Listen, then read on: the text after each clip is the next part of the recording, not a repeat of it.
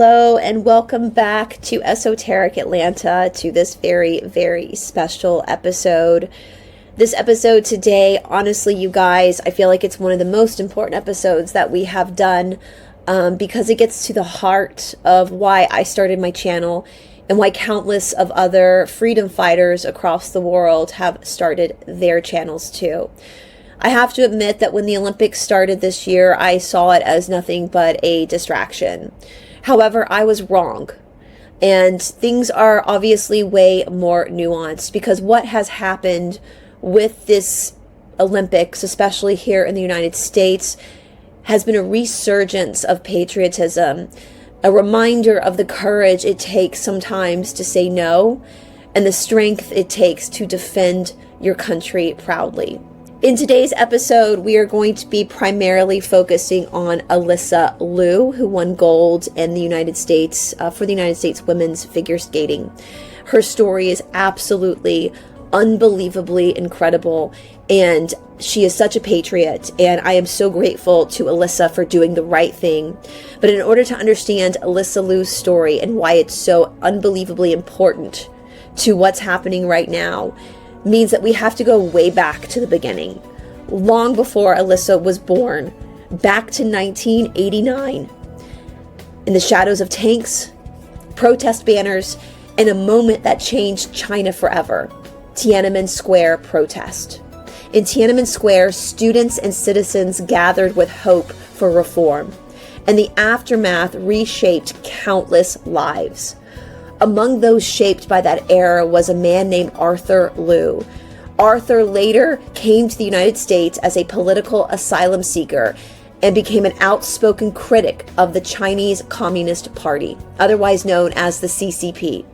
His fight was always and has been always about freedom, voice, and conscience.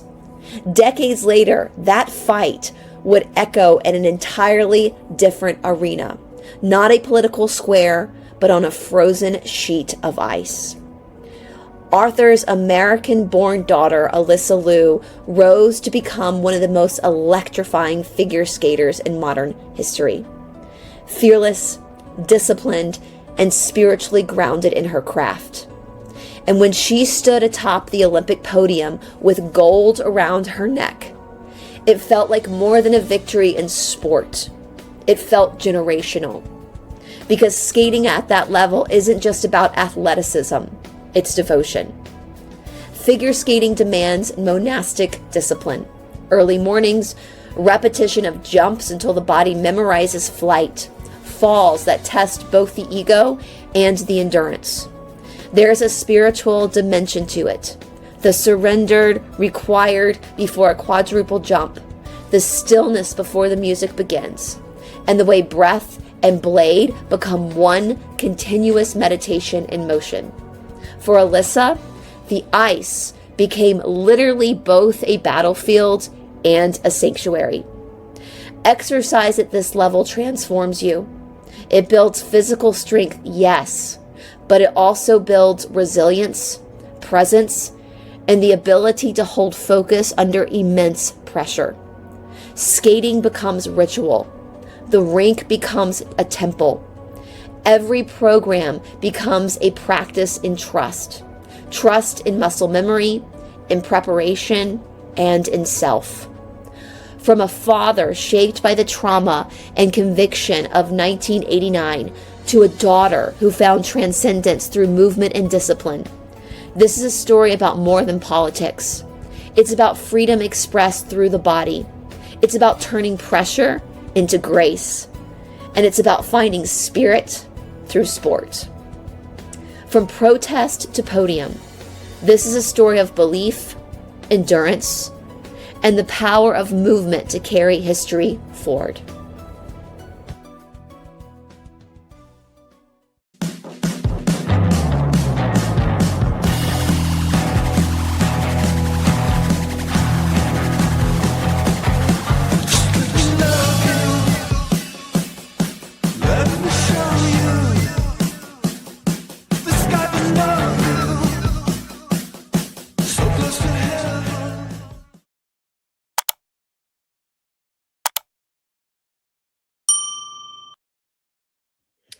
Hello, everybody, and welcome back to Esoteric Atlanta. I know I'm actually shocked that we have a few people watching right now.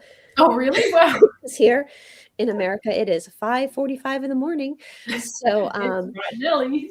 oh, hey, Sarah. Yeah, I love what Alyssa stands for. We're going to talk about this today because it's so important. Of course, I am joined here with one of my besties and my business partner. Although I don't even like really calling us business partners, Paula, because it doesn't really feel like a business. Yeah, Um, it just feels like something we're doing for fun, really. yeah, here we go, guys. I'm going to Help people. Right. Let me show you Paula's channel just in case I'm getting better at StreamYard. So let me make sure you guys that you are subscribed over at Paula's channel so that you know what it looks like. It should be in the description box below. Make sure that you are subscribed to Paula at Empowered Spirit. I'll keep wanting to say Empowered Spirit Yoga ever since we Empowered Spirit Healing. Make sure you guys are subscribed over to Paula's YouTube channel, and of course, we are our co-owners of Fusion Body Studio, and we'll be talking a little bit more about that today as we move on in this series. So, how you doing, Paula? How is Monday? Since you're a time traveler, since it's at Yeah, the end of the day for you, you're in Perth, Monday's already Australia. over for me. I know. Is it Monday good? Is it a good day? Yeah, well, it's a public holiday over here, so it's been Oh, pretty cruisy. No school run this morning. It's just been nice and chill, so that's good. And I've just been working on some more of my soundscapes because I love creating soundscapes and meditations and things like that. And my soundscapes are very healing to listen to because I put subliminal affirmations into them and I put in different healing frequencies. So they're just really great to listen to and really help you to relax. And they're good to go to sleep or while you're working or anything. yeah. So, So you guys make sure you're subscribed to Paula. And we had before we get into the Alyssa story, we had an incredible class on was it Saturday, Sunday for you. yeah, Sunday morning for me, but Saturday afternoon for you guys. Sorry, you poor thing. Yeah, I did a course just explaining how tapping can help with your fitness journey because tapping is just such a powerful tool that we can use. And, when it comes to exercise, there's definitely a lot of limiting beliefs and a lot of blocks that come up, a lot of stuff with the ego trying to tell us not to work out and all these excuses why we shouldn't get up and do a workout or do our practice. So yeah, it's a really helpful tool that's just so easy and you can just do it in a few minutes and it can just completely shift your mindset and just help you, and it helps clear limiting beliefs and emotional blocks, and you can do it for so many different things, not just for fitness. But I was just focusing on fitness to help the people on our amazing platform. So yeah. I saw that you've already uploaded it, the class. If you missed the class has been uploaded to the platform. I am sorry, guys. I have had a crazy. Sorry, I feel like I had a cough again. I've had a crazy cough for like a whole month now, and I'm getting. It's like that lingering though, Paula. That little Yeah. last bit that you just feel and it just. And I know it's been going around. So again, for everybody, thank you for being patient as we've had to reshuffle shows around, and for I know it's going around. So if you have had this too, God bless you. Get better soon. Um, Yeah. and yeah, so if you see me, I'm better at hitting the mute button on Zoom because I never want to cough into the microphone. But if you see me frantic, it's because I'm trying to find the mute button. So I apologize. Hold on, let me go one more time. Hold on. Oh, I feel for you because I hate getting coughs, and I hate the cough where it just you nearly vomit because you cough so much. I've had that a few times. Yeah, I haven't had a cough like that since I was like a kid. Like I can't remember the last time I had a cough like this. I've had colds, but Yeah, like yeah, cough, I forgot how painful the cough can be. yeah. You get to that point, and I'll tell you guys a funny story. My obliques in the back of my ribs were like really sore last week, and I continue to like. We can talk about this. I continue to work out even when I'm sick, unless I have a fever. Then I don't. So I've only had a fever a few days, but I actually did a lot of cardio to try to get the congestion out. But it's nothing harder than what I normally do, and I couldn't figure out why my obliques in the back of my ribs were so sore. And then it hit me. It was the coughing. Yeah. The amount of People coughing I've fracture been doing. ribs Mhm. and can even break ribs from coughing so much. It's crazy. I'm just like, dear God, like I think at this point I'd rather throw up for a day, then have a cough like this, 'cause it's annoying too. Your voice goes, and it's so I thank you guys so much for being super, super patient. Before we get into the Alyssa story as well, because we are going to be speaking about freedom, Paul and I are very, I don't, this should not be a political statement. Unfortunately, in today's world, it is, which is very confusing. Um, and Paul and I want to extend a huge congratulations to the Iranian people for the removal of the Ayatollah. And it should not be every political party should stand for freedom. And so we are very immensely happy. Yesterday, Paula, I was just in tears watching all these videos of Iranians speaking about being able to go back home. And so we are so immensely I had just chill bumps watching people talk about it.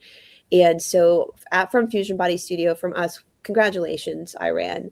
Every human being deserves to be free. And if one person on the planet is enslaved, then we're all enslaved. So so we're very happy for you guys. And yeah, it's so funny. Todd had mentioned this to me, Sarah. Oil of oregano. I think I'm coming out of it. Like, it doesn't hurt to cough anymore. It's just like crackling. That's it. So I think, knock on wood, I'm coming out of it. But and another really good one is mullein leaf. Mullein leaf is fantastic for the lungs, and it's also really good for people that have been smokers. It actually helps to repair the lungs. So that's a really good one as well. Do you know what we make down here for respiratory sicknesses? Hottie toddies, a little hot whiskey. Yes. Yeah, I've definitely heard of that. I tried it one time. It was disgusting. I was like, I can't drink this. But it works. Either that or you just get drunk and so you don't care anymore. Yeah. But yeah, so I am gonna probably be doing more shows on the Ayatollah later this week. I want to get more information though before I do a full show on it. But Paul and I were saying how amazing it is. You know, we've been fed, especially those of us alive now on this timeline, we've been fed this whole story of this pomp and circumstance, right? That there has to be this big show of war. And what we've learned with Venezuela, with Iran, and now hopefully for the Cubans with Cuba, is that that doesn't need to happen. Like, the military can just go in and take care of the problem. And one thing that we know our president in the United States did is he didn't tell the media what he was going to do. Mm-hmm. It just happened. And that's very smart. And so hopefully we're seeing a new way forward to deal with problems.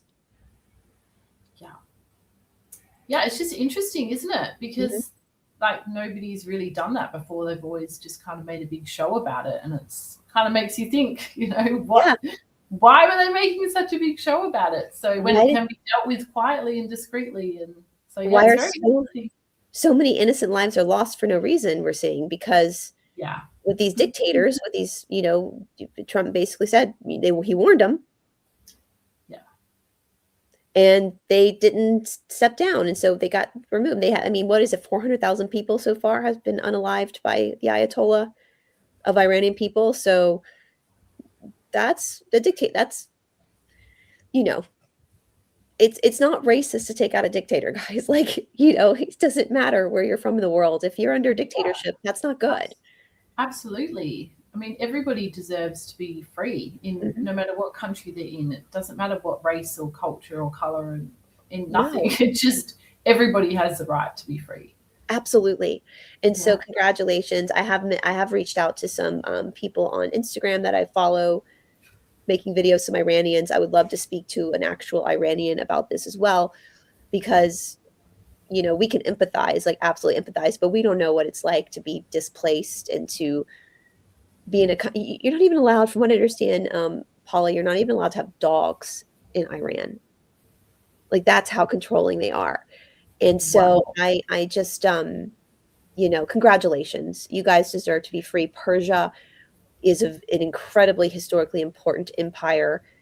Persia brought us so many advances in the world. And so, you know, these are their descendants, and we have a responsibility for each other and to be each other's helper. And so congratulations. And hopefully this is a sign of good things to come. Man, it's a bad day. It's been a bad month just to be a part of the bad guys, hasn't it, Paula, with the emails? Yeah, it's been a bit of an emotional roller coaster ride, hasn't it? It's just, These people, wow, our world. Our crazy right world. now. It's crazy. We've got Alberta up in Canada. I'm so proud of you guys. Alberta is, from what I understand, is going to be seceding from Canada on October 19th of 2026. They're going to be their own country with the Right. support of the United States. So they're not going to be a part of the United States. They're going to be in alliance with the United States. And I've been keeping up with that, posting a lot about Alberta. I just, as an American, I want everybody to live free. I want everybody to have that opportunity. And, I am so proud of the Alberta people for being brave and standing up and saying, we're not going to do this anymore. And we're going to be our own sovereign country. And I think it's hysterical, Paula, that Canada, the rest of Canada, not the people, but the government. When we talk about countries, guys, again, we're talking about the government. We're not talking about the people. We love the people. We're talking about the government. But they threatened to invade Alberta if they seceded because Alberta has all the money from produce and oil. And somebody was like, the Canadian Army has menstrual packets in the boys' bathroom, so I don't think they're going to succeed against Albertans. And America said, "Don't worry, we got your back. We'll send our we'll support." So basically, they'd be going up Wow. against, and I don't know any country that wants to go up against the American military. Like that's stupid. Like, are you dumb? Like, so anyway, but congratulations, Alberta. We're going to keep up with all of these things going forward, you guys, because even though I'm an American, I'm based in America, especially on my channel. I know, Paula, I can probably speak for you too as an Australian. We want to celebrate all countries when Oh, 100%. when this Yeah. happens, and countries that are in trouble, we want to help sound the alarm and be, especially for countries that can't speak out, we want to be your voice to help you. We truly mean what we say when every human being should be free. Speaking of, that's a great introduction into our little Alysa Liu. Now, Yeah. you had not heard of Alyssa, had you, Paula? I hadn't either until the Olympics, but I Yeah. texted you. I was like, we got to talk about this chick. hmm Yeah, so I've been watching some little mini documentaries about her and learning about her, and yeah, it's a very, very inspirational story, isn't it? And her dad as well. Like, wow.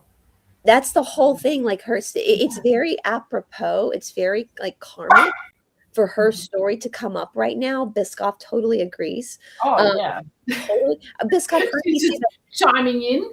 She heard me say that they don't have dogs in Iran, and Biscoff's like, Oh "Well, hell no." yeah, she's not putting up with that. Yeah, She's I know, like, right? So Robbie's just asleep, but yeah, but so yeah, it's very appropriate, and I need to. I thought when the Olympics came on, I was like, oh my god, this is just going to be a distraction from what's going on in the world.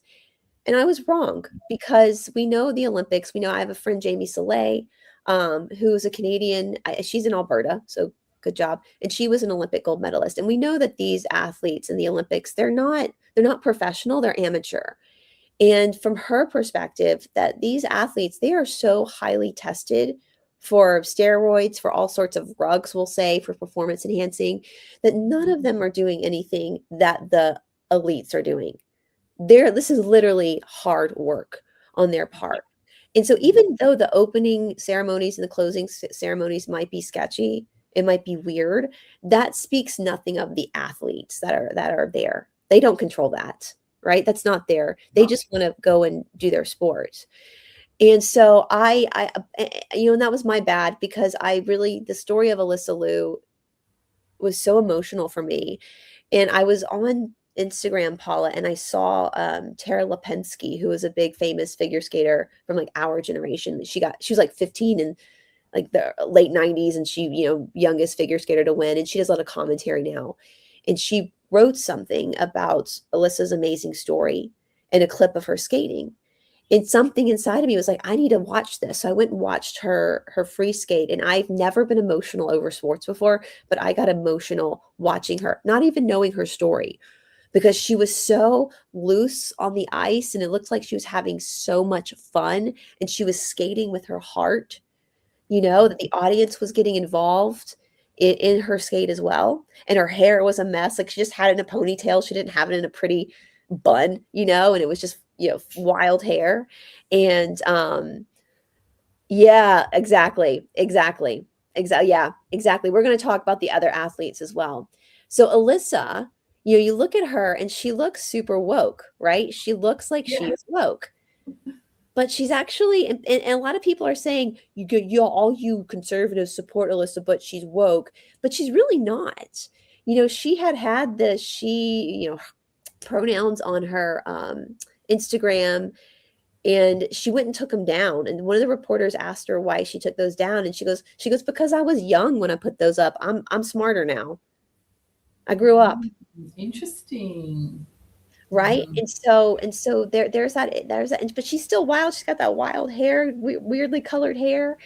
But what's happening, with her father was at the Tiananmen Square massacre, the very famous picture. China is still to this day is one of the countries, like it's one of my favorite reels. Have you seen that, Paula, where the Chinese guy is like, the reporter's like, do you have any messages for Trump? And the Chinese guy's like, Trump, don't trust China. China is asshole. Like the way he says it is so funny.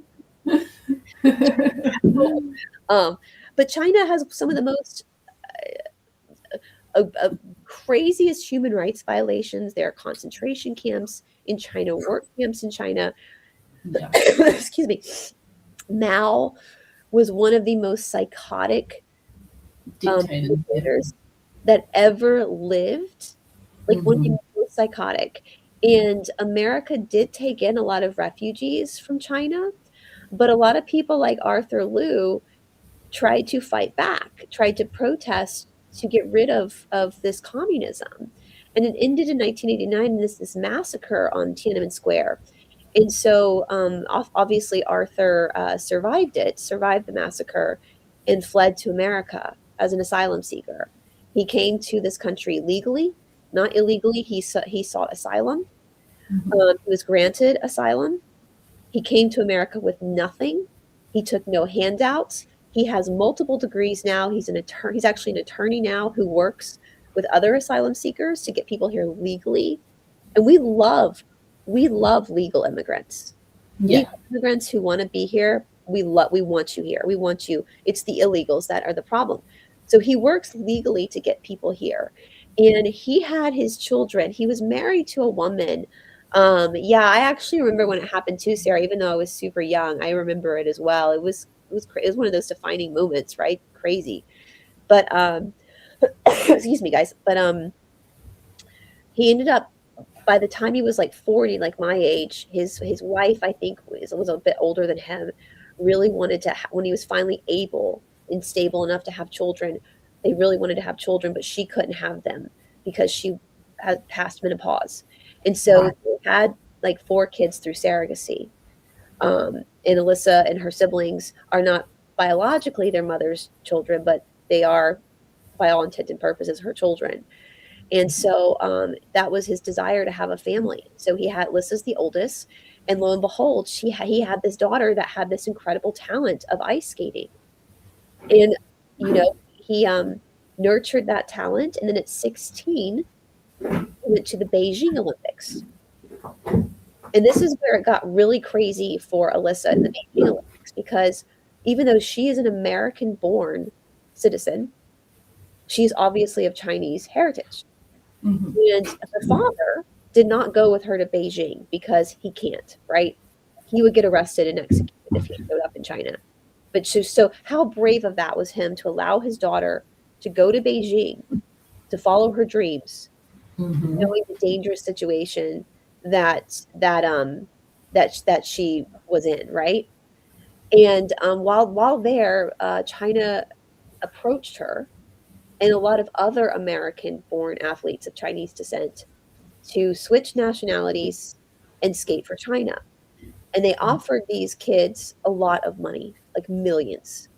And Alyssa said no. At 16, she said no because her father had raised her Very right. mature. Yeah, that there are things that are more valuable than money. Yeah. And loyalty to her country, because she was born in America, loyalty to her country and to the country that saved her father's life. She was never going to turn her back on the United States of America. Never. She was raised a patriot. She was raised to love the United States. And so after she turned them down for 2 years, her whole family was stalked by the CCP to the point where the FBI had to get involved. That's And isn't that crazy? As a yeah. 16-year-old, like your kid's age, around your kid's age, Paula, like to be stalked by the CCP. Most kids at 16 are dealing with boyfriend problems and Yeah, algebra. You school know, dramas. Yeah, she's being stalked by one of the most vicious governments in our modern time at 16.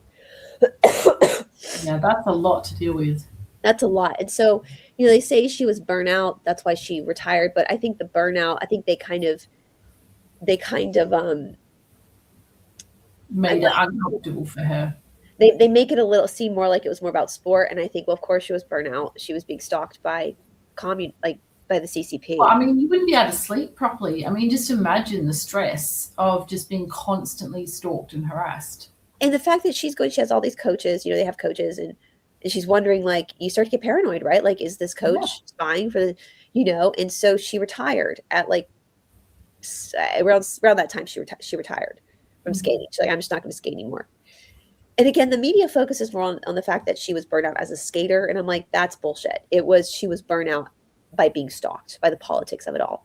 So she took 2 years off from skating.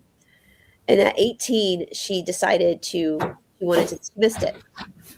And within 2 years, when she contacted her coaches or old coaches, all of them said there's no way she was going to, yeah, exactly.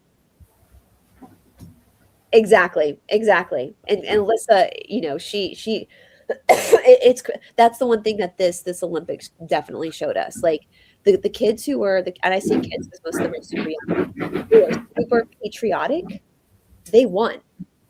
The Yeah. ones who sold out did not. And I think that's interesting to note because, they obviously have a different frame of mind and not just putting the blame on external things. It's like, no, taking responsibility and putting in the work and putting in the effort to get those results. Yeah. And look at, is this Elaine Gu, I think was her name? Elaine Gu. She's a good example. She's also of Chinese descent, and she's like the most decorated free skater in the world. She's from America. She was born in America. The CCP offered her the same deal, millions of dollars, and she took the deal. But she's not celebrated in her own country. Alyssa is. People are calling her a traitor. She's a traitor. Well, yeah. Yes, she is. And so Alyssa, she comes back at 18. Her coaches and interviews are like, we didn't think we would get her ready she had been skating. She was out of shape. But she came back with a whole fresh perspective on skating. She told Yeah. them, I'm going to be in charge of my own choreography with your help. I'm going to have decisions, and I'm not going to go on a diet. Mhm. That was a big thing for her. You're not going to, because I know a lot of athletes are put on particular diets to help, because food does affect your performance. Sorry, guys, hold on. Where's my mute?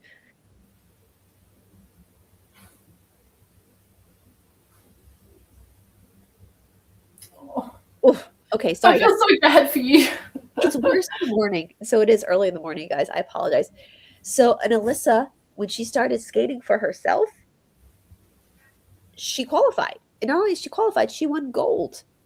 Because just imagine like how much more empowering, because I was listening to one of the interviews of her talking and just her perspective of where she's coming from. She's doing it really from the heart now, not out of, and she's not doing it just to win the Olympics. She's doing it because she loves it, because it's her passion. And it's just amazing how mature she is for her age, and having that break obviously put things into perspective and helped her to realize that she really loved it and wants to do it because she loves it, not just because she's being pressured into it or she's got this talent and she should just do it, And then you can feel that from people. And I think that's why she had such a powerful performance, because Absolutely. you can feel that energy vibrating out of her.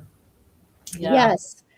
Yes. And the fact that, and I say this as well, when you've been stalked by the CCP, the Olympics is nothing.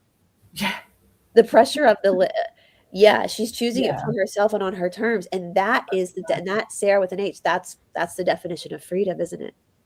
it is. And also, don't you find that because she's doing it from a more of a detached perspective, that's when things happen? Yeah, That's when things seem to work. It's like, I mean, how many people have, for example, wanted to have a baby or something, and while they're focusing on it so hard, it just never happens. And then when they finally give up and just think, I'm going to give up now, and then boom, it happens. It yeah, happens with so many things. There's so many things that I've manifested because I just detached from it. And then when you detach, because she's doing it because she loves it, and she's detached from that out the last, like the result. Yeah. yeah. It's the Bhagavad Gita, Mm-hmm. where Krishna tells Arjuna, love the work for the sake of the work, Yeah. not for the fruits of your labor. Don't focus on the results. Love the moment of the work. Mm-hmm. Love that. And in one interview, she talked about how she loves struggle. She really Yeah. loves the struggle of it. That's It, amazing. that's the meditation. Mm-hmm. That is the meditation. That is what spirituality is all about, is embracing the struggle, because that's where the friction is. If Yeah. there's no struggle, there's no friction. If Well, there's no there's no friction, growth. and there's no light. Mm-hmm. Light only comes with friction, with rubbing Yeah. things together, like sticks together or a match. If there's no friction, there's no light. And if there's no struggle, there's no friction. And Mm-hmm. so she's hitting on something so unbelievably powerful from a very theoretical perspective of spirituality. And I don't even know if she realizes it. Yeah. I don't even know if she realizes it. That she's hit on the crux of what all of these spiritual teachings are telling us. Mm-hmm. And she's doing it on her terms. She's doing it within freedom. Yeah, diamonds are made with intense pressure. Mm-hmm. And that's like in Kabbalah, which I've been learning a bit about lately. It's learning to actually love those moments of struggle, and in those moments when you just feel like everything's falling apart and nothing's working and you've been trying so hard, and then it's like that's the moment when you just surrender Yeah, and you just give it all up to God, the universe, creator, angels, whatever you prefer to call it. You just give it to a higher power and you just let go. And but if you can see that as a positive, see that struggle and those really hard moments as a positive thing, because when everything's going well in our lives, we're not growing. It's nice, it's enjoyable, but there's no growth happening. yeah, It's only from those dark moments that we actually have the growth. So there's one guy that I love to follow. His name's David Guillaume, and he talks a lot about it. And he's just like, yeah, that's amazing. This is awesome. This is phenomenal. Like this is such a gift. He says, whenever you get to those moments, to say this is a gift, yeah, and when you can look at it from that perspective, it really changes your life.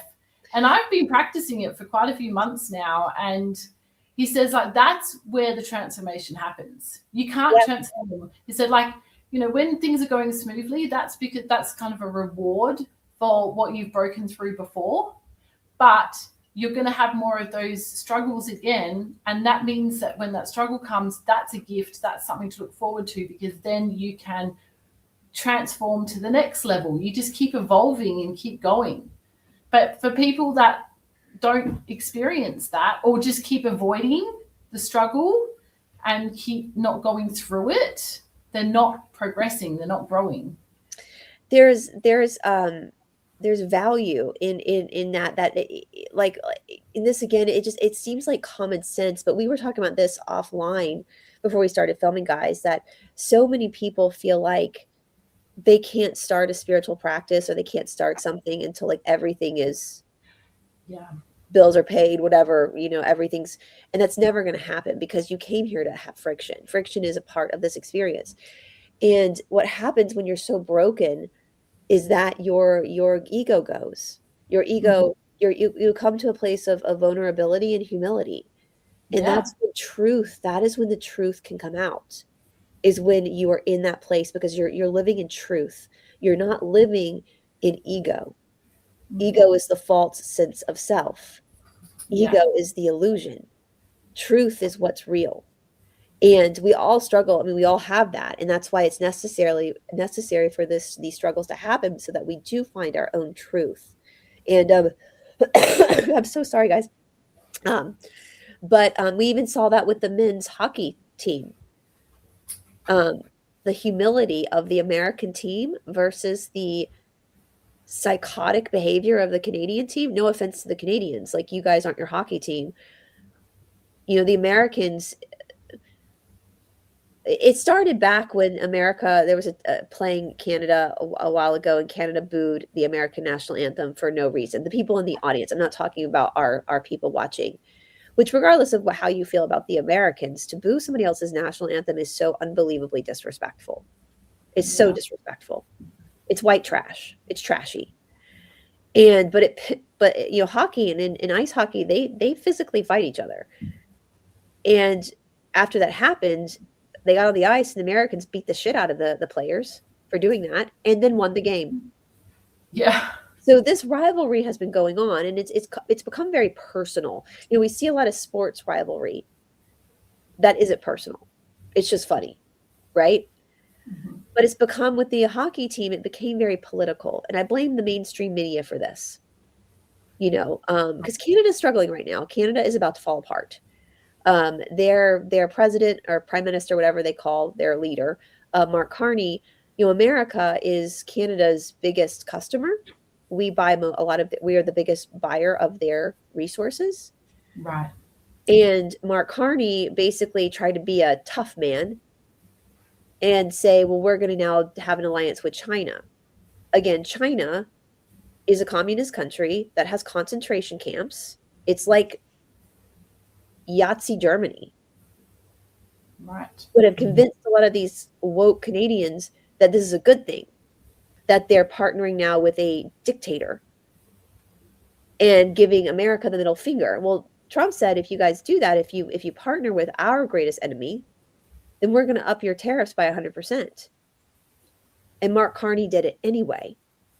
Right. So the president, leader of Canada, the prime minister, basically just bankrupted his country. Basically just turned Canada into a third world country, because now America's, even in business, you don't piss off your biggest customer. No, absolutely. And this is serious. Like, this is not pettiness. Like, China's dangerous. Yeah. China's Oh, very dangerous. We love Chinese people. We're not talking yeah. about the people. We're Beautiful, talking about the government. beautiful We love people. Canadians. We're talking about your Yeah. government, right? I really feel for them. Yeah. Seriously.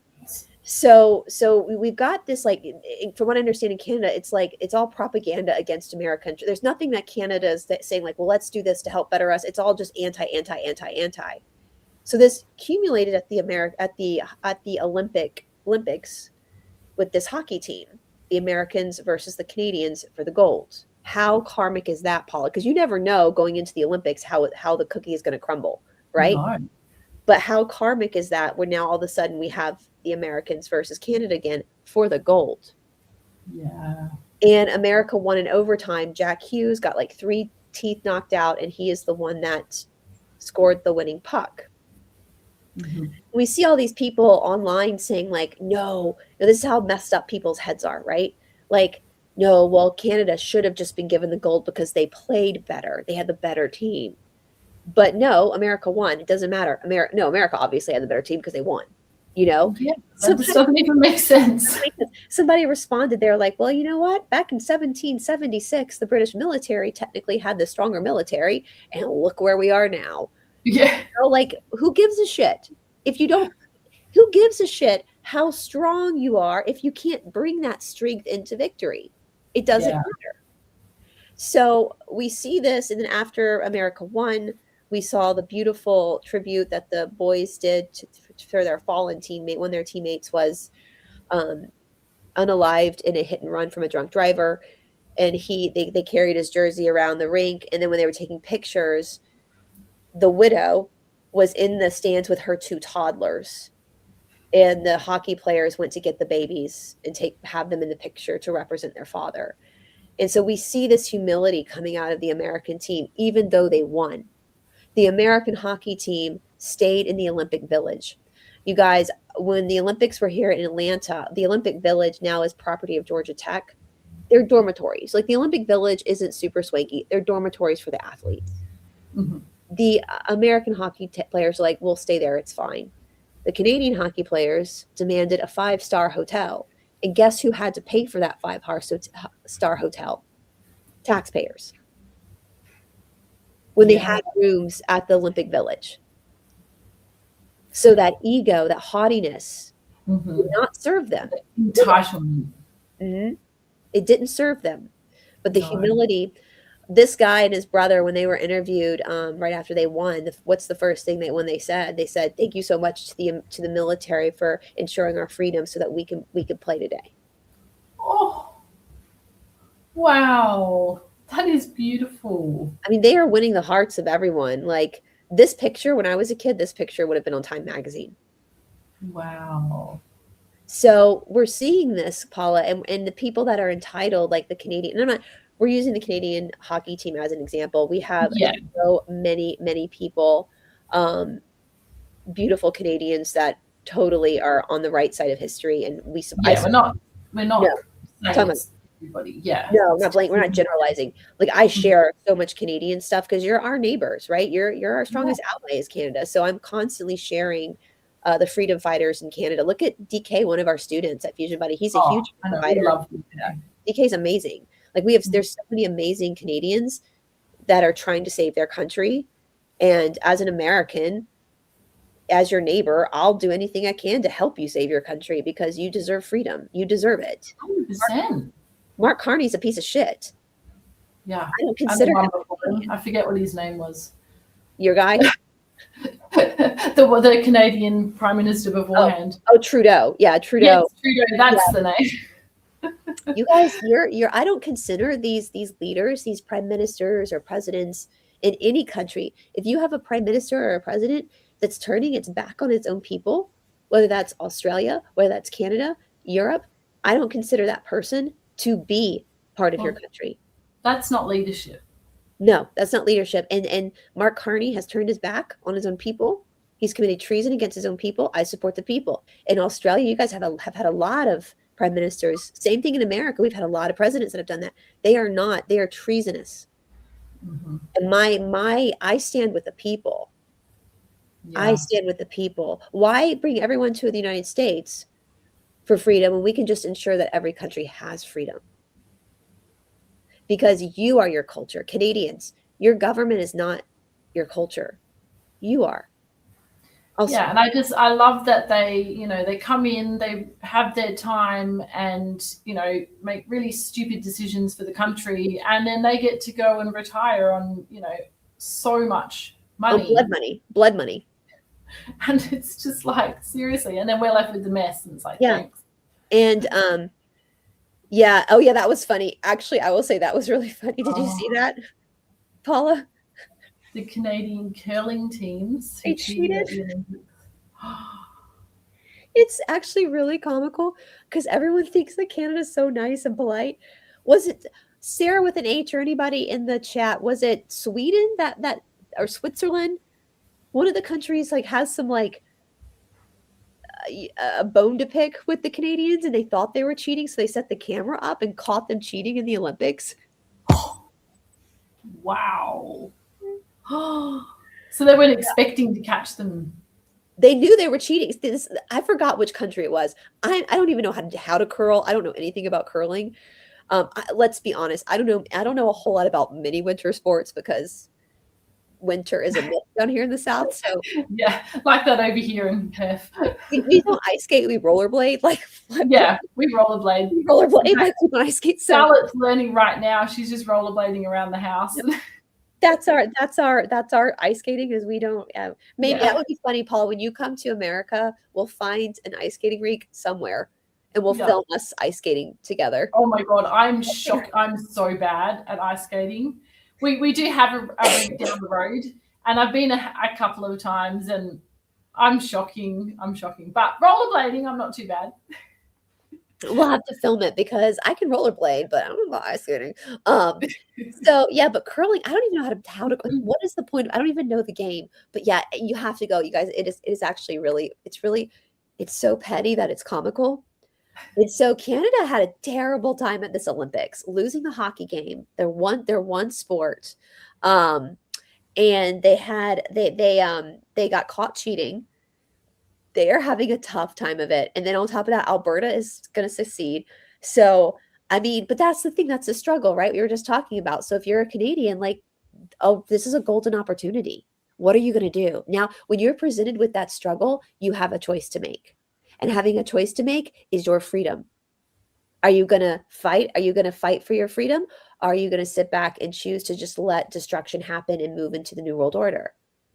Like that's another reason why the spiritual practice of exercise strengthens life. Yeah, because it's not just strengthening your body. The stronger you become physically, yeah, it's affecting your mind, it's affecting your emotions. You actually deal with things better. You can actually deal with a lot more and cope with a lot more. And like you'll find when you really commit to a workout, you'll find that your house starts to be more organized, you start to eat better.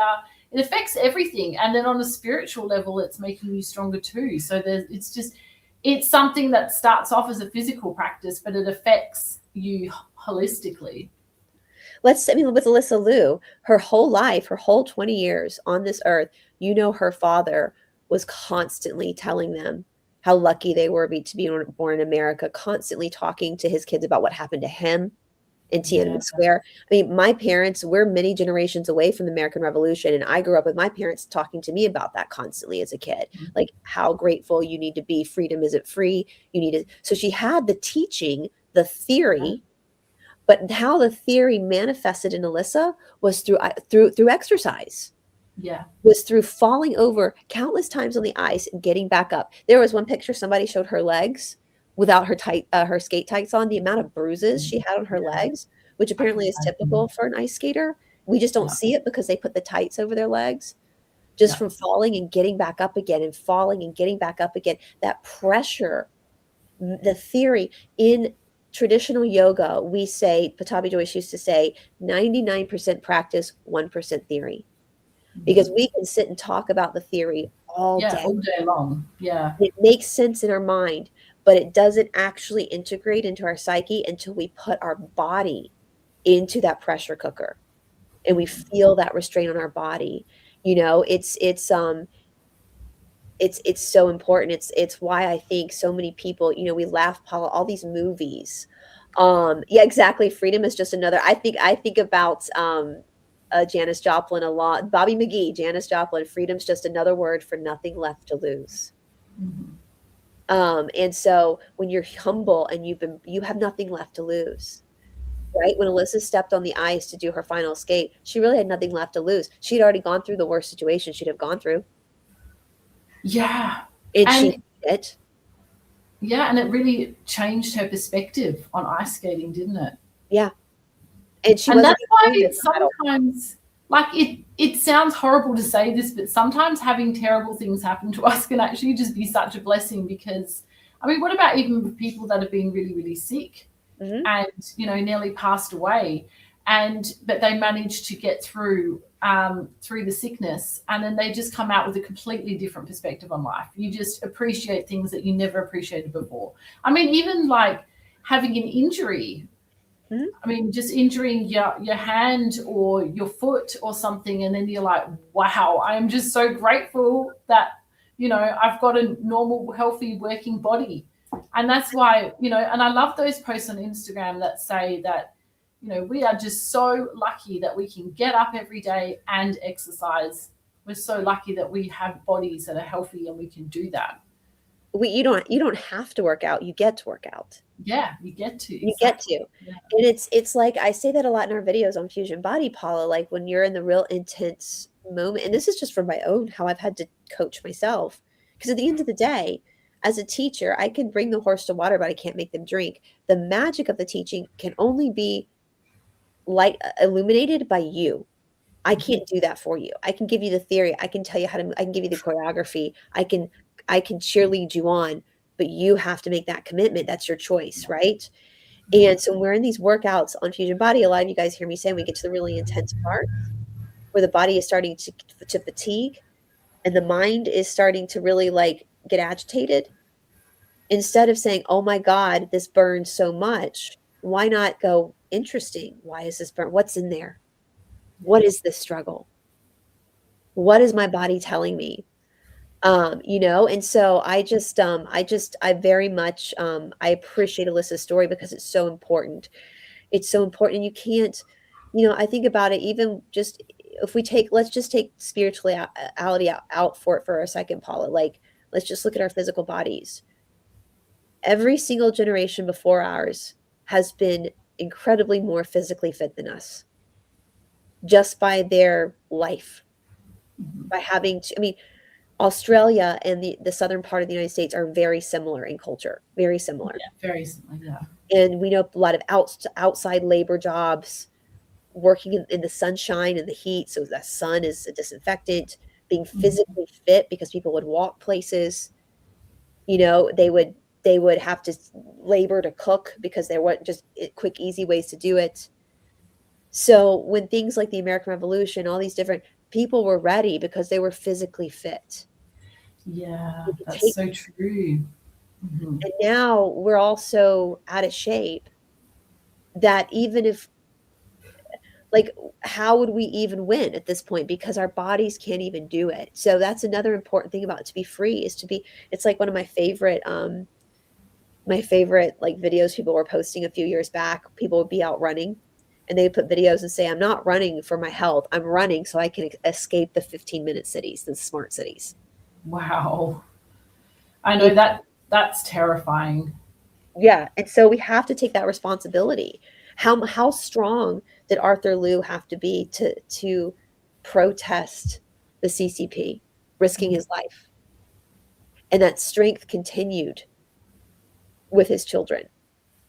Absolutely. It's just a whole different way of life, isn't it? When people have gone through that, like even talking to grandparents and when they'd gone through the war and all the struggles and things that they went through, it's just, yeah, it's amazing. They just have such a different attitude. And yeah, whereas today I just feel like so many people are just very entitled and think life should be easy because we've been conditioned that way. And when things are challenging and hard, we have a big whinge about it and complain and become a victim. And I'm in that too. Sometimes I can get into that victim mentality so easily and get trapped into that kind of thinking because we're just so conditioned for everything to be easy and comfortable and have it right now. There's no working hard towards things anymore. Like it used to be, like our grandparents, they would save and then go buy a car, save and buy a house, whereas these days we've got credit cards and we've got Afterpay and all this stuff. So we can just have everything right now. And there's not, you don't get that appreciation and that level of learning and growth when things are just handed to you and it's easy. No, it's such entitlement and it's a spoiled brat attitude, and freedom isn't free, and I think too, the problem as well, I think with when we talk about exercise and the struggles of exercise, and I get this a lot and it really makes me mad. Like this really is something that actually triggers me, is when people say, well, it's easy for you, Bryce. No, it's not. It might look easy on video because I've done it for 20 years. It's not easy though. It's never easy. If it were easy, you wouldn't see me drenched in sweat. Yeah. And you've built that habit because you consciously get up every day, you fight the ego and you choose to do it. That's a choice that you're making every single day because every single day you get up and we all have those thoughts in our heads. Oh, maybe we could just have today off. Oh, I'm just a little bit tired today. Or I'm feeling a bit sore. Maybe we should just, I fight that all the time. But it's from making that decision to constantly do it. And that's why I wanted to cover tapping this month. Well, yeah, last month. It's very much already now. Yes. Yeah. But I just feel like it's a really important tool that we can use because it's so quick and easy. You're just tapping on different acupressure points on the body and you're saying, what I love about it is that you're actually bringing up the negative stuff first. You're owning how you feel. Okay, I feel so tired today. I don't want to do this. I don't want to work out. I'm feeling tired. And you go round and round, and then you start saying the positive affirmations, and you reprogram your mind to get past those excuses, to get past those challenges that we have, because we all have the same amount of time in the day, and it's our choice what we want to prioritize. And we need to prioritize our health because how are we going to be strong enough to, to live in this country, to be free? How can we enjoy any of that if we are not strong and healthy and around to do that? And how are we going to take care of our kids, And getting the blood flow to your brain, the fresh oxygen to your brain. One of Godan, we both love Godan. We share a lot of his stuff on our Instagram. If you haven't followed Fusion Body on Instagram, guys, please make sure you do, because we share a lot of stuff that's pretty inspiring. But he made it, and I'm paraphrasing, he was like, before cardio, I'm dreading it. I feel like I'm going to die. After cardio, I feel like I could take on the world. Yeah. So exercise is getting blood flow to your brain. It's helping you be more creative. I remember a long time ago, there was an article that came out about the habits of super successful people. Every single one of them got up at like 4 o'clock in the morning and exercised. That was the commonality between all of them, regardless of what industries that they started their day, exercise, because it got blood flow to their brain. It got their energy settled, right? It made them focus. So even taking spirituality out of it, that's the importance of this. And something I've learned the hard way, Paula, my practice is about 2.5 hours. But that's where I am 20 years later. But the least amount people do is like 45 minutes to an hour.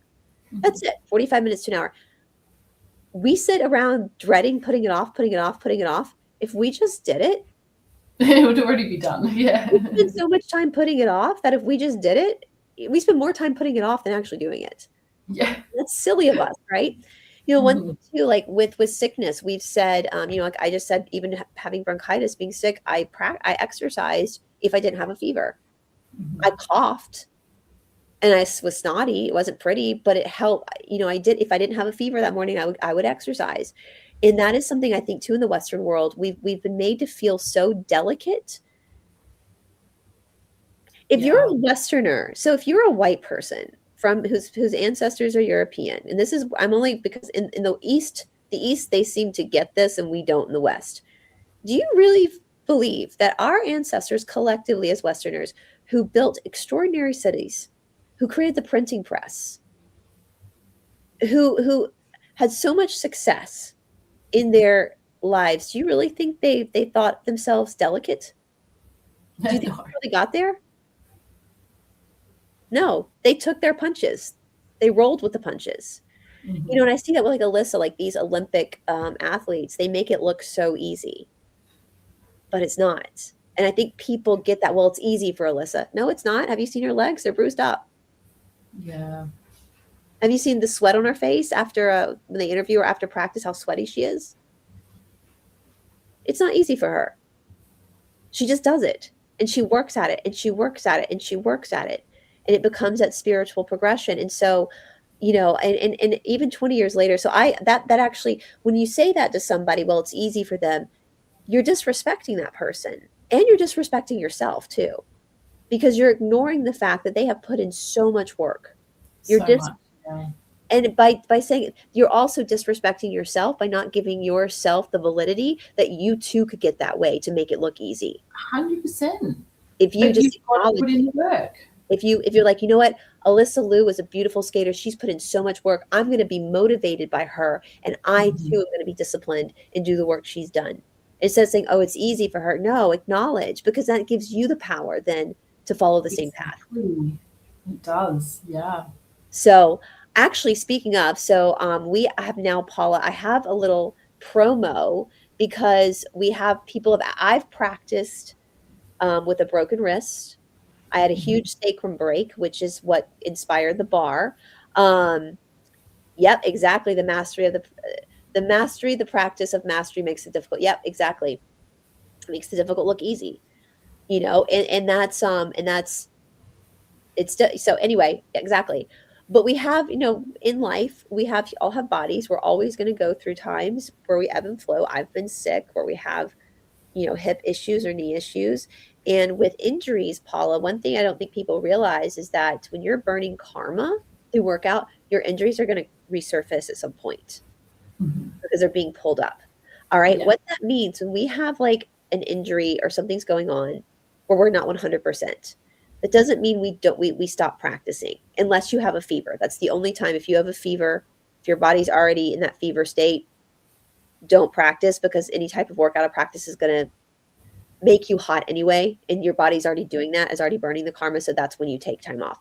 But we have created a specialty playlist on Fusion Body Studio, where we're going to be intermittently making videos that are massively modified. And my hopes is that by making these workouts that are modified, it will give you information of how to approach other workout videos with needed modifications if you have to. So we've got 3 chair workout videos up now. One is specifically designed for elderly people, where it's very low impact. And then 2 are, one's 30 and one's the elderly one is 20 minutes. The more sweaty ones are 30 and 45 minutes. And that is my goal, because we have a student with a broken foot right now who actually requested this, to show you how cardiovascular can be done with your arms alone. So, Paula, do you want to say anything about that before we show the advertisement for our new 45-minute? Yeah, I love that. And I also just think that I love that you created the elderly one as well, because a lot of us have our parents are getting older, and we really want to help them to be strong and to age well, so that their life is going to be more comfortable and they can still do normal things.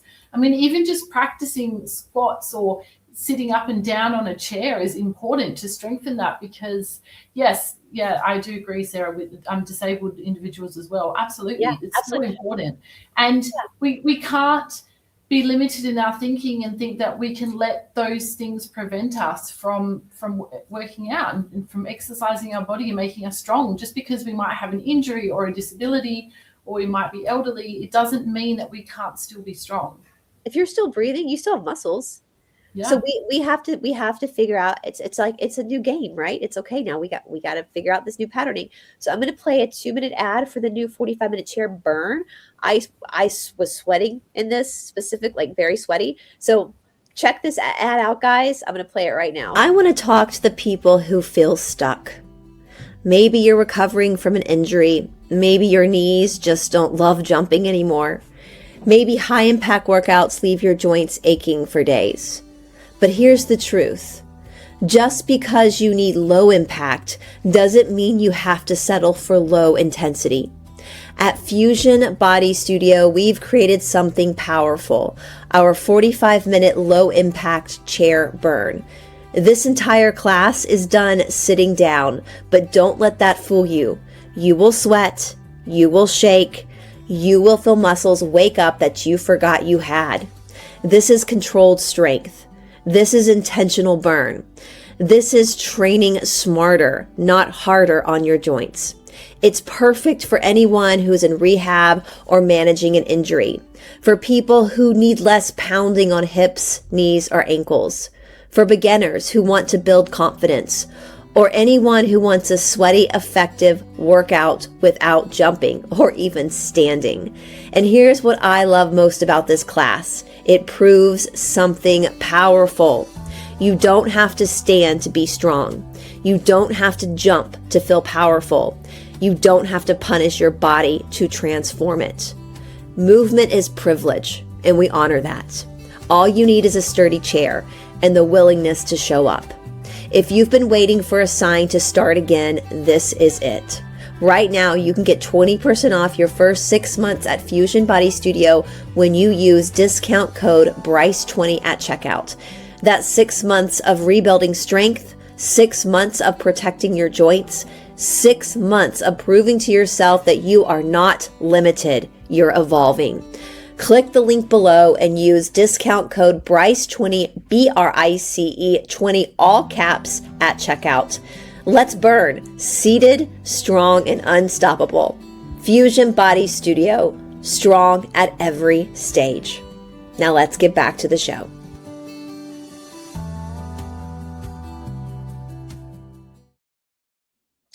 So there we go, guys. We are going to be hopefully making that library even bigger as we go by. And I always tell our students, let me know what modifications do you need so that I can design a workout around that. You know, when we are injured, we do have something going on, we continue practice it. We don't out practice the injury. We don't out practice it. We practice with it. We acknowledge it and we just modify.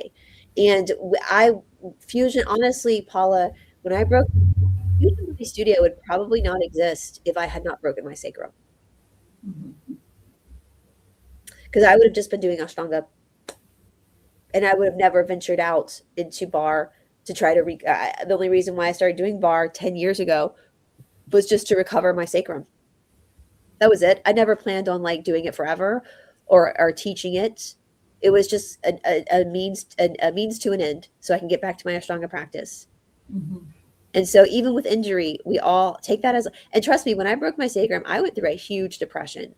Like I thought it was over for me. I thought I was never going to be able to get, I at that point, that was the strongest my practice had gotten, so strong. And I was going back and forth to India. And when that happened, like I just felt like my whole world crumbled. Like everything I had worked so hard for was gone because I couldn't even get up right when it happened. I couldn't even properly stand up. Wow. And I did sit in that self-pity for like a week. And honestly, I was annoyed because I had been exercising. So when you've exercised so much, when all of a sudden that's taken from you, you feel the impact of it on your body. Yeah. I was agitated, and I knew I wanted to. And my one of my besties up in Canada, who's a movement specialist, he was like, first he tried to get me to do Pilates, and I wasn't a huge Pilates lover. I'm still, we take a little bit from Pilates, but I'm still not a huge Pilates. I love Pilates. I love Pilates. I just not, I feel like I'm so used to doing practices that have like a story, like a beginning, a middle, and end. And Pilates, I never felt that. It just felt like we were just kind of randomly doing stuff. I didn't see the flow. Find the connecting the story. Like Ashtanga, there's a story from the beginning to all the series. Bar, there's a story you're following of how you're. That was just me. And so my friend Chris was like, well, actually, Bryce, there's this kind of new, I mean, it's not new. It's been around since the 1950s, but it got popular in like the 2000s called bar. And he was like, it's based off of dance. He was like, the way they work the pelvis, though, I think you might like it and it might benefit you. And so I started going to like pure bar classes here in Atlanta. And I didn't like those classes that much, but I found a great teacher online who truly inspired me. And my body completely changed and I got my practice back and I healed very quickly doing bar. So you guys, I could have literally just said, fuck it and never exercised again. But I went with it. After I went through that self-pity, I decided I didn't want to self-pity anymore. I needed to fix it. And so that's what opened up fusion. That's really so for the person who broke my the person who broke my sacrum did it on purpose. He was so mad. There's a whole Instagram page dedicated to him. I don't run it, but he wanted me to be his mistress. And so in my storeroom, he intentionally did a bad adjustment and broke my sacrum. So it was very dark what happened, very nefarious. Mm-hmm. And but it's kind of laughable because what the devil will make for bad, God will use for good. Yeah. But you have a choice to make. We all have that choice to make. What are you going to do in this situation? And you chose to do something about it and to get stronger. And I think that's another important point to make is that when we do have an injury, it's really important that we strengthen the muscles around it to help support our body. Because if we don't do that, like I remember when I was pregnant with my middle daughter and I twisted my ankle because I was wearing some heels, which probably wasn't very smart. And I twisted my ankle and I went to physio and I had to do these certain specific exercises to strengthen my ankle because otherwise I was just walking around limping and I was still limping a little bit. And she was kind of like, well, you shouldn't be like this anymore. You need to be walking on it properly, because what happens is if we have an injury and we're not using our body like normal and strengthen the muscles around it, then we cause more problems. Because by limping, I wasn't using my body properly and I was causing more issues in my body rather than just walking normally. and strengthening the muscles around it to support it. So if you've got a bad back, then that means you need to make your back strong. That's your body's communicating with you. Your body's communicating. It's not punishing. Yeah. It's communicating with you. And so I even now to this day, whenever I feel my back hurts, I know I need more core strength. That's okay. Thank you, body, for letting me know I need to focus a little bit more on my core today. Well, I have that issue with my hip. So my left hip, it will start to ache if I haven't been doing enough exercise. And so I need to make sure I'm moving my hip and my leg around a lot to get a lot of movement and blood flow in there so that I can support my body for it to heal. And instead of saying, "Oh shit, my hip hurts again," okay, thanks, body. Thanks for letting me know that you're out of whack right now. And so it's the struggle is so important, and that is the most important thing I hope that human beings take away from Alysa Liu's story, is that it's so important. We need the struggle, we need the friction. It's not easy for anybody. Nobody, no matter how pretty somebody's workout or practice looks, no matter how put together it looks, they're still struggling. They're still struggling. No human being is going to go through this life without an injury. No human being is going to go through this life without getting sick. No human being is going to go through this life without having setbacks. That's part of it. Well, and I wonder, would she be the person that she is today if she had not had those struggles? Probably if she not. didn't go through what she went through and then had to have a break for a while, would she have come back and performed so beautifully? Because if she had not gone through all of that, then she might not have had the perspective that she has today. During that break, you guys, I was listening to her talk about it. She did not stop exercising. She just didn't skate. She went on crazy hiking trips where she said she was doing soul searching. Yeah, she said she was doing what's this on the snow? Skiing. Yeah, she was skiing. She was still exercising. So she just took a break from ice skating. So she found the joy back. She found the joy in the exercise again through doing something else. Kind of like what happened to me when I had to do ball, and it reinvigorates you and creates more. So when we say she took a break, she took a break from ice skating. She taught, I don't know many 16-year-olds that go on a soul searching mission, but if you've been stalked by the CCP, you probably are very mature at 16 at that point. You've been forced to mature to the point where you got to go on a soul searching mission. And so everything she says in her interview, I don't even think she realizes that she's actually talking about the main points in the Bhagavad Gita. Yeah, she's so spiritual without even realizing. It's crazy. And that's why Pattabhi Jois would say 99% practice, 1% theory. Because if you do the practice, if you do the workout, if you do the hard stuff, everything that's spoken about in the philosophy books, you're just going to figure it out anyway. Yeah. So is there anything else, Paul? I know we're over an hour now. What is there anything you want to add for our community before we sign off for the day? I'm just trying to think that, so apart from the tapping, so I've added a couple of different tapping scripts, and they're some fitness-based ones, but I'm also going to be adding some that are healing-based as well, like stress release ones and ones to help with like emotional eating and just to help with all kinds of things. So if anybody has any requests, please put them through. Bryce and I love receiving requests. We love receiving them for the meditations that we create, like the post-workout meditations. We've got for the workout classes and for the tapping now. Anything, we love getting requests so that we can help all of our members as much as we can, because you guys are what is most important, and it's because of you guys that we have an amazing platform. So we are very grateful for our members. We love them. And there's just like a beautiful bunch of people. It is. We have a great group, you guys, very supportive of each other. Let me just show you guys quickly. I forgot I had pulled Fusion Buddy up here. So you guys just can kind of see our website. And you get first 7 days you get for free anyway. So if you're, wanted, so this is the exercise page. So we have getting started stuff, what's new. We have, for people who are interested in weight loss, we have videos specifically for that. This is the bar fusion classes, which are very more dancey. And then we have bar for men, which is turning out to be one of our most popular playlists. the It bar. is, isn't it? Yeah. It totally is. And then we have the strength training classes, the Ashtanga yoga for beginners, Axis, which is a spinal, more spinal strength training, cardio dance, which are super fun. You can do a lot of the cardio dance with your kiddos because we have fun music, flush and restore, live classes. Cindy is going to be doing some more classes soon, somatic healing. This is the specialty exercise classes, guys, we were talking about. Vinyasa flow, walking workouts, workouts with Todd, post-workout meditation, and of course a little alchemist class for your kids. And if We've got a huge growing library. It's always, we're putting up 2 to 4 new workout videos every single month, you guys, and that's tier 1. But if you do tier 2, you also get the full membership. You get all of those workouts. If you like the philosophy, you also get a tons of other more theory-based classes as well. Here's the tapping scripts, Paula's stuff with quantum healing monthly calls.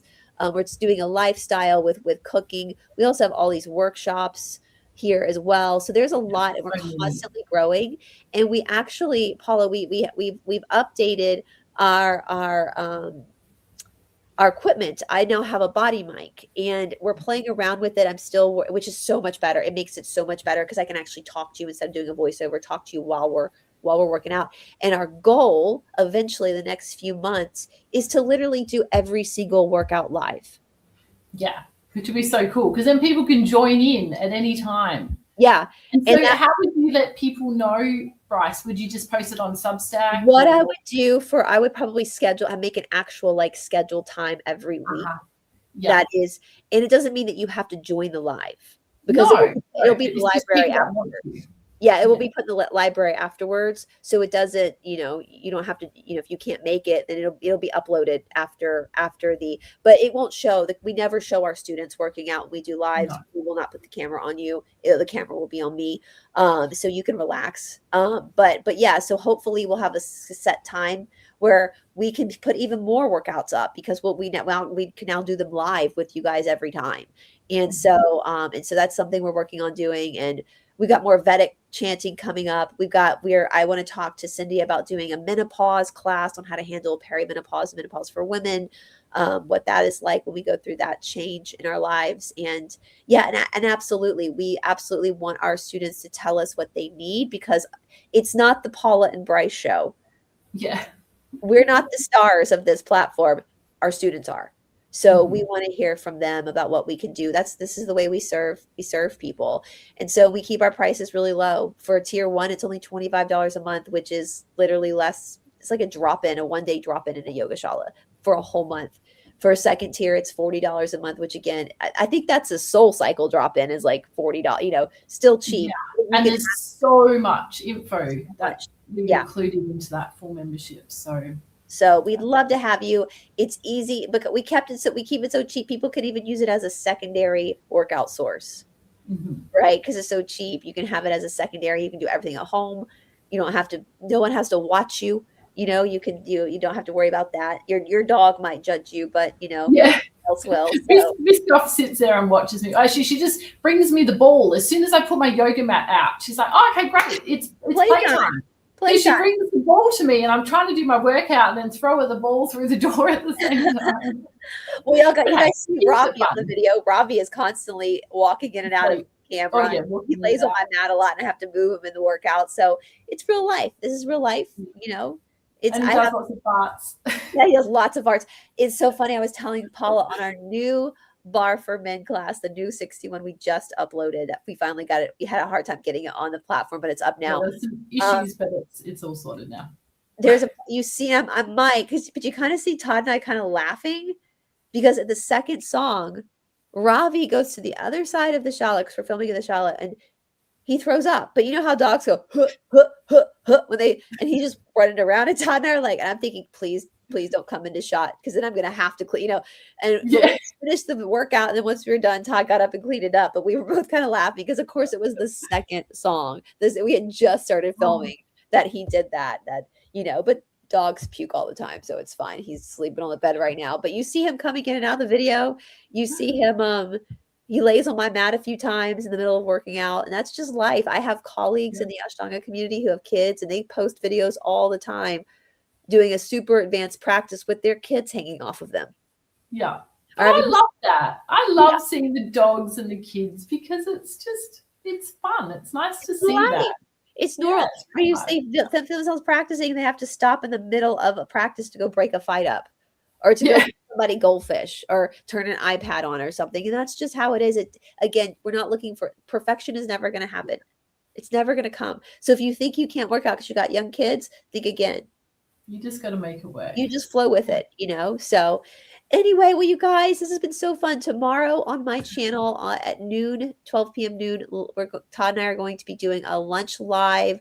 If you're not familiar with Todd's channel, The Confused Wanderer, Todd is also on Fusion Buddy Studio as well. Let me pull his channel up quickly because I meant to do this in the beginning. Where is it? Here it is. Todd has just shared, we're going through the cult stuff. And he just shared a video about the fallacy. What's it called? Is Laura a psychopath? Case study in the cult fallacy. And so it's an incredible article that goes into it's a long piece that goes into this guy who had experience with the Cassiopean cult. And so Todd and I are going to do a live tomorrow discussing it. If you haven't heard that listen to the article. It's interesting, and I think it's important because this guy brings up a lot of points that I think help people protect themselves from things like cults. So we're going to be discussing it live tomorrow at noon Eastern. That's lunch live. Paula will be asleep because that's 1 o'clock in the morning for her. And then I think on Thursday Todd and I are going to be doing a lunch live again, channeling lunch live on Todd's channel. And then on Saturday, I think we're going to be doing our simulcast with our members to channel with Lou with our members. So just so you guys know, we also have Catherine Edwards coming on the channel later this week. And my membership, we're having fun, guys. We're doing bloodlines and all that kind of stuff. So if you want to join that is also, you hit the join button for that. So anything else, Paula, from you going on with your channel? Well, Jennifer and I are still working on our Edgar Casey series. We've just had a couple of little hold-ups, so we're hoping to release the first episode this week. It was supposed to be last week, but it didn't end up happening. But we're gonna, that's just life. Life happens. But we're hoping to get that out soon. And just keeping busy, working through the Anna book, and then I'm going to be reading the sequel to that. So just. And Mercury retrograde's going to retrograde, guys. Don't panic. Oh, yeah. Mercury retrograde should happen sometimes. It's fine. All right, you guys. Well, I hope for everybody who's on this side of the planet, I hope that you guys have a wonderful Monday. For everybody on Paula's side of the planet, I hope you have a nice evening. And we'll talk to you. Paula, stay on. I'm going to hit the end stream. Stay on. Let it play out. And then, And thanks to everybody that commented and joined us this morning. For you guys. Yes, thank you. And for the replay crew, thank you for watching on the replay. All right. Absolutely. Bye, everybody.